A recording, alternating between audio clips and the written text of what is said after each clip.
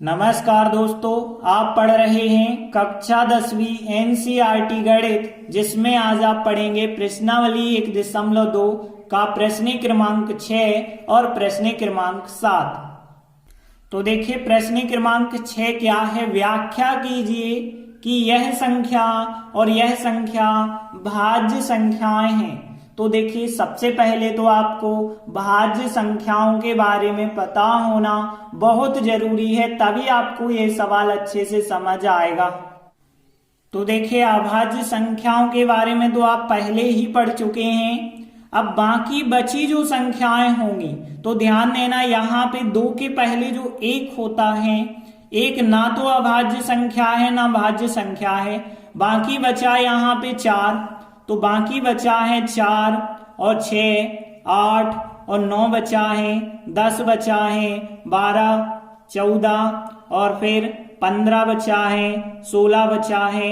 ऐसी बहुत सारी संख्याएं बची हैं। ये सब क्या है? भाज्य संख्याएं। तो देखिए भाज्य और अभाज्य में अंतर क्या होता है वो चीज ध्यान से समझना। देखिए अभाज्य की बात करें जैसे 2, तो देखिए 2 क्या है? अभाज्य संख्या है, क्योंकि 2 को आप लिख सकते हो 1 गुणित 2 लिख दो या 2 गुणित 1 लिख दो। मतलब या तो आप 2 का खुद 2 लिखोगे और 1 लिखोगे। 3 का यदि हम देखें तो 3 का आप क्या लिख सकते हो? 3 एकम 3 लिख सकते हो। मतलब या तो खुद 3 लिखोगे और 1 लिखोगे, मतलब 1 लिखना है और स्वयं को लिखना है। यदि उसके गुणनखंड 1 और स्वयं हो रहे हैं तो वो कहलाती है अभाज्य। लेकिन यदि यहाँ पे देखें हम 10, तो 10 के गुणनखंड तो हम 2 और 5 कर सकते हैं। मतलब 1 और स्वयं के अलावा कोई और गुणनखंड यदि हो सकते हो तो वो कहलाती हैं भाज्य संख्याएं।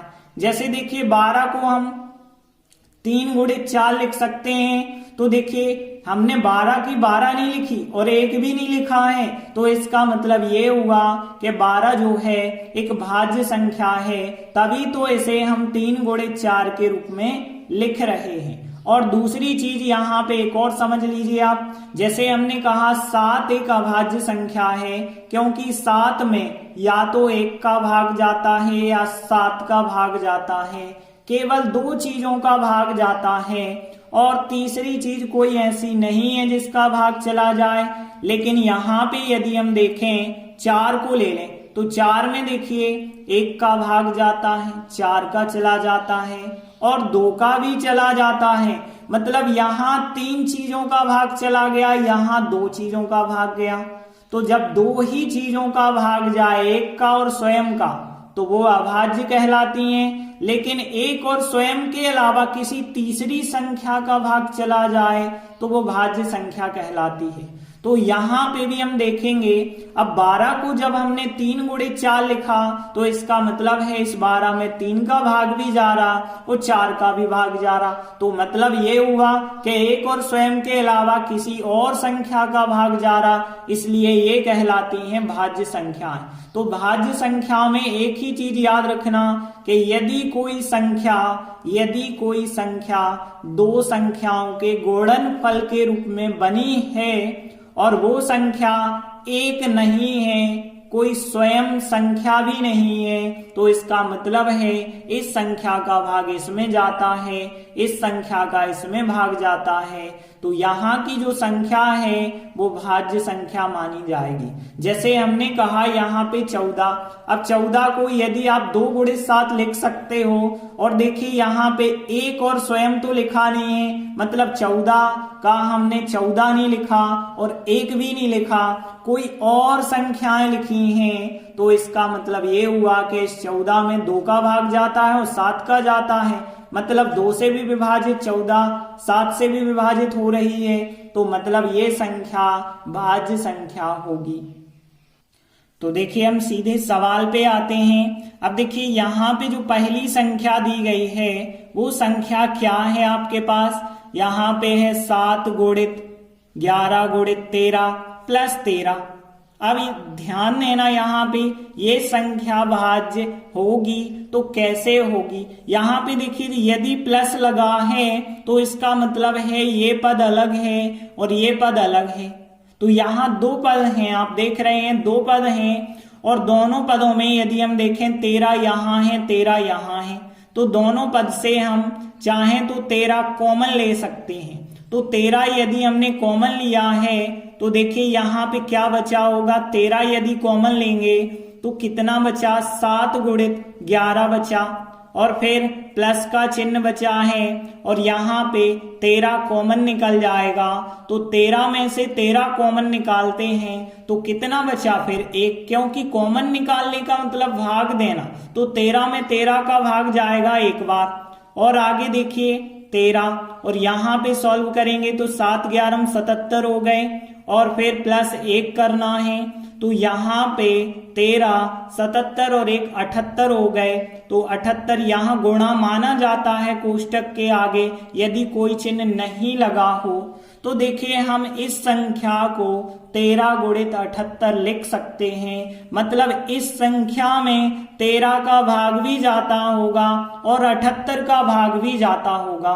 तो ये संख्या 13 और 78 दोनों से विभाजित होगी, इसीलिए ये संख्या भाज्य संख्या होगी। तो देखिए हमने लिखा यह संख्या 13 और 78 से विभाजित है, इसलिए यह एक क्या है, भाज्य संख्या है। अब दूसरी संख्या की बात करें तो देखिए दूसरी संख्या क्या है, 7 गुणित 6 गुणित 5 गुणित 4 गुणित 3 गुणित 2 गुणित 1 प्लस 5। देखिए जब प्लस लग जाता है तो वहां से दूसरा पद शुरू होता है, इतना पूरा एक पद माना जाएगा, इतना पूरा दूसरा पद होगा। प्लस चिन्ह जहां और माइनस चिन्ह जहां लगता है वहां से अगला पद शुरू होता है। तो देखिए यहाँ दो पद हैं, अब 5 यहाँ है 5 यहाँ है, तो हम दोनों में से 5 कॉमन कर सकते हैं। 5 यदि हम यहाँ से कॉमन कर दें तो कितना बचा होगा फिर, 7 गुणित 6 गुणित 4 गुणित 3 गुणित 2 गुणित 1 बचा होगा प्लस, क्योंकि ये प्लस का तो प्लस ही लगाना पड़ेगा। अब देखिए 5 में से 5 कॉमन निकाल दिए तो कितना बचा फिर, यहाँ पे बचा होगा 1। क्यों 1 बचा होगा, क्योंकि 5 में 5 का भाग देंगे तो 1 ही तो बचा होगा। अब देखिए यहाँ पे 5 तो वैसे ही लिखे, अब यहाँ पे ध्यान देना 7 6 4 3 2 1 इन सब का गुणा करना है। 1 का 2 से किया 2 आएगा, 2 3 6 6 चौके 24, 24 का गुणा 6 से और फिर 7 से भी गुणा कर देना जितना आए, तो यहाँ पे आ जाएगा 1008 आएगा। प्लस का 1 है तो प्लस का 1 तो हमें लिखना ही पड़ेगा। अब देखिए यहाँ पे 5 और यहाँ पे 1008 और 1 जोड़ेंगे तो 1009 हो जाएगा। और देखिए यहाँ कोष्टक के आगे यदि कोई चिन्ह नहीं लगा है तो गुणा माना जाता है। अब देखिए यहाँ पे 5 गुणित 1009 आ गया, इसका मतलब है यह संख्या 5 से भी विभाजित है और 1009 से भी विभाजित है। और हमने बताया था कि यदि एक और स्वयं के अलावा किसी और संख्याओं से विभाजित हो जाए तो वो एक भाज्य संख्या होती है। तो देखिए हमने लिखा यह संख्या 5 और 1009 से विभाजित है, अतः यह भी क्या हो गई, एक भाज्य संख्या। तो देखिए हमें दो संख्याएं जो दी गई थी दोनों की दोनों भाज्य संख्याएं प्राप्त हुई हैं, तो हम कह सकते हैं इस प्रकार दी गई दोनों संख्याएं भाज्य संख्याएं हैं। तो इस प्रकार से प्रश्न 6 कंप्लीट हुआ। इसके बाद देखिए अगला 7वां क्वेश्चन है, किसी खेल के मैदान के चारों ओर एक वृत्ताकार पथ है, मतलब एक वृत्त के रूप में एक रास्ता बना होगा। इस मैदान का एक चक्कर लगाने में सोनिया को 18 मिनट लगते हैं, जबकि इसी मैदान का एक चक्कर लगाने में रवि को 12 मिनट लगते हैं। अब मान के चले हम कि वे दोनों एक ही स्थान से एक ही समय पे चलना यदि प्रारंभ करें और एक ही दिशा में चलें, तो हमें बताना है कितने समय बाद वे पुनः प्रारंभिक स्थान पे मिलेंगे, मतलब जहां से उनने चलना शुरू किया है वहीं पे वापस वो कितने समय बाद मिलेंगे। तो देखिए मान के चलिए ये है कोई वृत्ताकार पथ, मतलब वृत्ताकार कोई रास्ता है। अब देखिए सोनिया की बात करें तो सोनिया को लगते हैं 18 मिनट। मतलब जैसे मान के चलिए सोनिया ने यहां से चलना शुरू किया और इस दिशा में वो चल रही है, इस दिशा में चल रही है, तो 18 मिनट में एक चक्कर पूरा कर लेगी। मतलब 18 मिनट में यहाँ पे वापस आ जाएगी। तो देखिए 18 मिनट में वापस आ जाएगी और फिर यदि फिर वो चक्कर लगाएगी तो 18 मिनट में फिर वापस आ जाएगी। मतलब 36 मिनट में उसका दूसरा चक्कर लग जाएगा और फिर 18 × 3 = 54 मिनट में उसका तीसरा चक्कर लग जाएगा। यदि हम रवि की बात करें तो देखिए रवि को लगते हैं, यदि मान के चलो यहीं से रवि ने भी चलना शुरू किया है और उसी दिशा में चलना शुरू किया है, तो रवि को लग रहे थे 12 मिनट। तो 12 मिनट में उसका एक चक्कर होगा और फिर यहाँ पे 12 दूनी 24 मिनट में उसका दूसरा चक्कर होगा और 12 × 3 = 36 मिनट में उसका तीसरा चक्कर होगा और फिर 12 चौके 48 होगा तो चौथा चक्कर। तो देखिए ऐसे वो चक्कर लगाते जाएंगे। तो यहाँ भी यदि आप देखें तो 36 यहाँ भी मिलेगा और 36 यहाँ भी मिलेगा। मतलब सोनिया के 2 चक्कर लग पाएंगे, तब रवि के 3 चक्कर लग जाएंगे और दोनों एक ही समय पे मिल जाएंगे। तो मतलब वो 36 मिनट के बाद, क्योंकि 36 मिनट में रवि 3 चक्कर लगा लेगा, सोनिया 2 चक्कर लगा पाएगी और दोनों एक ही जगह पे, एक ही स्थान पे मिल जाएंगे। तो ये कहलाता है LCM। मतलब हमें 18 और 12 का LCM ज्ञात करना होगा। तो देखिए हमने लिखा यहाँ हमें 18 और 12 का LCM ज्ञात करना है। तो अब LCM कैसे ज्ञात करते हैं? अभाज्य गुणनखंड विधि से ज्ञात करेंगे। तो यहाँ पे हमें फिर 18 के गुणनखंड रखने पड़ेंगे।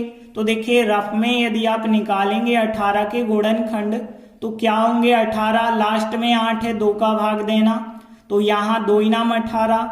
अब देखिए 2 का भाग तो जाता नहीं है 9 में, तो 2 के बाद अगली अभाज्य संख्या 3 का नंबर आता है, 3 × 3 = 9 हो जाएगा। फिर 3 का भाग देंगे तो 3 × 1 = 3। तो यहाँ पे 18 के गुणनखंड आ गए 2 × 3 × 3 आ गए। मतलब यहाँ पे घात के रूप में लिखें तो 2 आया एक बार और 3 आ गए 2 बार। तो यहाँ पे ये हो गए 18 के गुणनखंड। अब आगे हम निकालेंगे 12 के गुणनखंड निकालेंगे। तो देखिए 12 के गुणनखंड कैसे निकालेंगे? रफ में देखिए 12 के निकालना है, लास्ट में 2 है तो 2 का भाग तो जाएगा, 2 × 6 = 12 और 6 है तो भी 2 का भाग जाएगा, 2 × 3 = 6। अब देखिए 3 में तो केवल 3 का ही भाग जा सकता है तो 3 × 1 = 3 हो जाएगा। तो यहाँ पे गुणनखंड आ गए 2 × 2 × 3 आ गए। मतलब यहाँ पे घात के रूप में लिखें तो 2 आए 2 बार, 2 के ऊपर 2 की घात और 3 आया एक बार तो 3 के ऊपर 1 की घात लिख देना। अब देखिए यहाँ पे इनका ये LCM यदि हम देखें तो आता है LCM 18 और 12 का यदि हम देखें तो LCM क्या कहलाता है? देखिए यदि HCF होता तो HCF कहलाता है उभयनिष्ठ गुणनखंड, लेकिन LCM क्या कहलाता है कि सभी गुणनखंड की बड़ी बड़ी घातें। तो देखिए यहाँ 2 3, यहाँ 2 3, तो 2 है गुणनखंड और 3 है, क्योंकि यहाँ देखिए 2 है 3 है, 2 है 3 है, डबल बार आपको लिखना नहीं है। अब इनकी बड़ी बड़ी घातें जरूर लिखनी है। तो देखिए 2 की घात 1 है, 2 की घात 2 है, तो 2 की सबसे बड़ी घात लिखी हमने, 3 की घात 1 है, 3 की घात 2 है, तो 3 की सबसे बड़ी घात लिख दी। और आगे जब हम सॉल्व करेंगे तो देखिए 2 का वर्ग होता है 4, 3 का वर्ग होता है 9 और 9 चौके 36। तो यहाँ पे इनका LCM कितना आ गया है? 36 आ गया है। इसका मतलब ये हुआ है कि 36 मिनट के बाद वे पुनः प्रारंभिक स्थान पर मिलेंगे।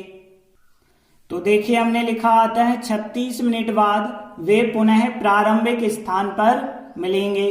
तो इस प्रकार से 7वां प्रश्न भी कंप्लीट हुआ। इसी के साथ हमारी प्रश्नावली 1.2 यहीं समाप्त होती है। हम आशा करते हैं कि ये पूरी प्रश्नावली आपको अच्छे से समझ आ चुकी होगी। धन्यवाद।